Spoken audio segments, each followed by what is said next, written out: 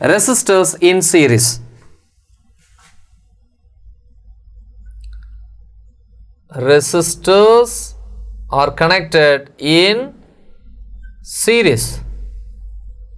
So அப்ப எத்தனை resistors வேணாலும் நம்ம எடுத்துக்கலாம் இல்லையா? ரெசிஸ்டர்ஸை இந்த மாதிரி கனெக்ட் பண்ணிக்கலாம். நல்லா பாருங்க, இது ஒரு resistor 1 2 3 resistors R1 R2 R3.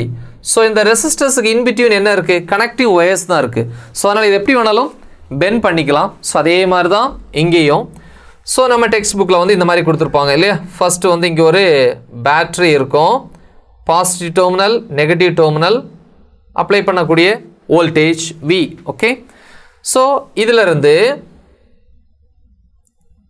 Connective ஒயரை எடுத்து இங்கே ஒரு ரெசிஸ்டரை கனெக்ட் பண்ணுறோம். So this is the symbol of resistor R1 அப்படின்னு சொல்லுவோம்.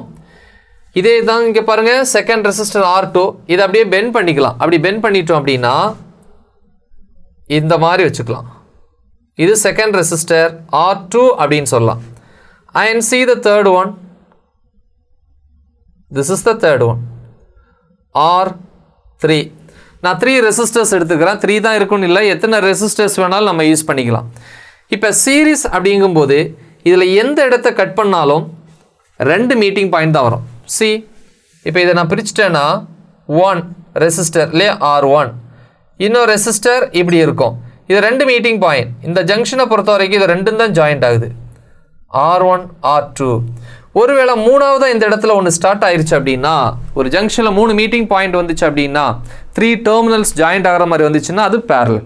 ஓகே, ஆனால் இதை பொறுத்த வரைக்கும் எந்த இடத்த நம்ம கட் பண்ணாலும், இங்கே இருக்கட்டும் எந்த இடத்த கட் பண்ணாலும் சீரீஸ். 2 டெர்மினல்ஸ் தான் இருக்கும் ஒரு ஜங்ஷனை மீட் பண்ணும்போது, ரைட்? ஸோ அதனால் இது வந்து சீரீஸ்.